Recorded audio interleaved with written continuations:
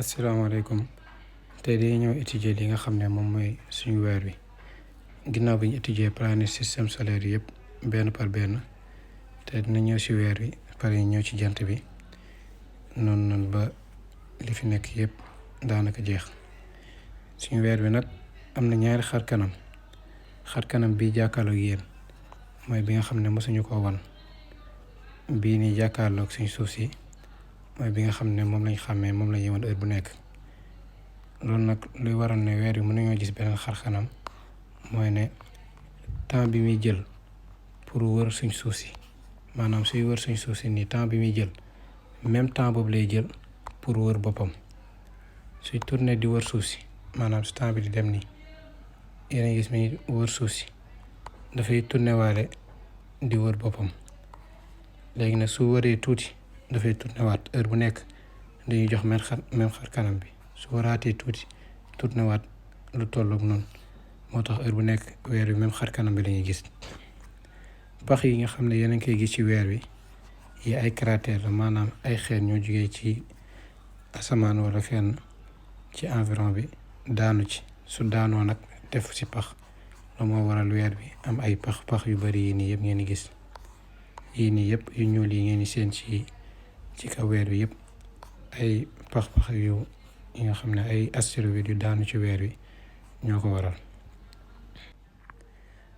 ba tey ci weer wi période de révolution mi ngi nekk 27 jours 7 heures 40 minutes, période de rotation mi nekk 27 jours 7 heures 40 minutes. période de révolution mooy temps bi nga xam ne moom lay jël pour wër suñ suuf si ba dellu si waat fi mu nekkoon ñu ne weer wi dee na. période de rotation tamit mooy temps bi muy jël pour wër boppam ba dellu si waat fi mu nekkoon. loolu nag mooy expliquer phénomène bi ma leen expliquer sànq ne benn xar kanam bi lañuy wan malgré que ne am na beneen ci ginnaaw. loolu lii moo ko waral, ñaari période yi nga xam ne ñoo tolloo. diamètre am maanaam soo ko jëlee cat ba cat mi ngi nekk 3476,28 kilomètres. daanaka suñ suuf si mën na ko ñeenti yoon ci yaatuwaay. la température diurne maanaam tàngaay bi bëccëg mi ngi nekk 390 Kelvin. loolu tàng na lool. température guddi bi tamit mi ngi nekk 100 Kelvin. loolu sedd na lool. loolu lu ko waral nekkul lenn lu dul ne weer bi amul atmosphère. atmosphère mooy li nga xam ne mooy segg tàngaay bi suy jugee ci espace bi ba du dugg bu ëpp di lor mbindeef yi. suy génn tamit mu segg ko ba nga xam ne du génn bu ëpp di lor mbindeef yi. loolu nag suñ suuf si am na ko, moo tax ñu mën fee dund sans problème. mais yeneen planètes yëpp daanaka lu tax amuñ dund loolu bokk na ci.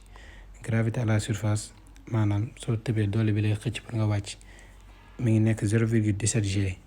G nag mooy ba àdduna bi 9,81 la. 0,17 G moo gën a tuuti G. kon loolu moo tax weer wi nit mën na faa tëb bu gën a kawe soo tëbee ci suñ suuf si, te tëb bi tamit mooy gën a yàgg ndax doole bi dafa utee ak suñ suuf si.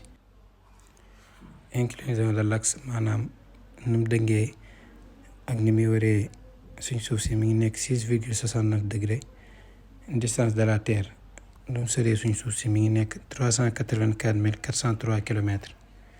kon loolu mooy weer wi. am na phénomène yu bari yoo xam ne nag dina ci intervenir comme marée haute yeeg marée basse. maanaam soo demee géej parfois nga seetlu ne tey ndox mi avancé na ba ci kanam, suba nga gis ne wala ci même bés bi sax ndox mi dafa arrière. loolu ñu dëkk côté géej yi wala ñu fa yàgg dem xam naa du ñàkk ne dinañ ko seetlu. loolu li koy waral weer wi ci la bokk, jant bi tamit ci la bokk, waaye loolu dinañ ci gën a ñëw leeralaa ko ci yeneen vidéo. ñi nga xam ne ñi ngi laaj ci chaîne YouTube bi mu ngi ci profil bi, ñu partage vidéo yi ngir gën a tasaare xam-xam bi. wasalaamaaleykum wa rahmatullahi taala wa barakatuh.